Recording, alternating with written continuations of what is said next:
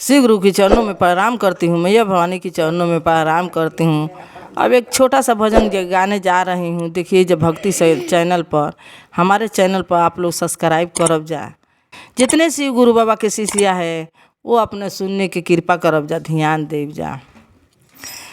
देखी जा गौरा माई का कहतरी भोले बाबा से, अरे कहिया लेखाई बेली पतिया हो, भोला करे चल खेतिया।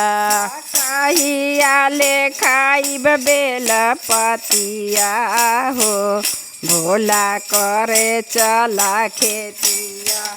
तब तरनिए भोला दुई गो परनिया, तबही तरनिए भोला दुई गो परनिया। अब भैले कार्तिक गणेश हो, भोला करे चली खेतिया।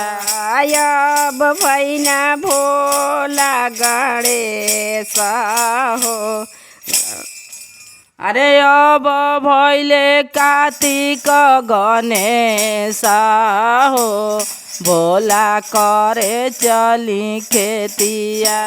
अब भैना कार्तिक गणेश हो, भोला करे चली खेतिया। आरी आरी बो अभी भोला भंगिया धतुरावा, यारी यारी बोइब भोला भंगिया धतुरावा।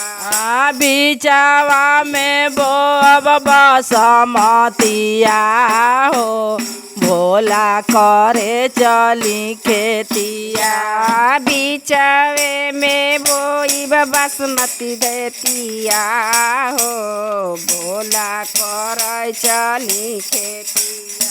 रौरा तो खाई भी भोला भंगिया धतुरावा, रउआ त खाइब भोला भंगिया धतुरावा।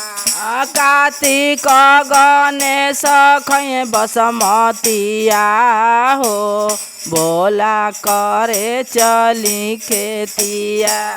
कार्तिक गणेश खै बसमतिया हो, भोला कर चली खेतिया।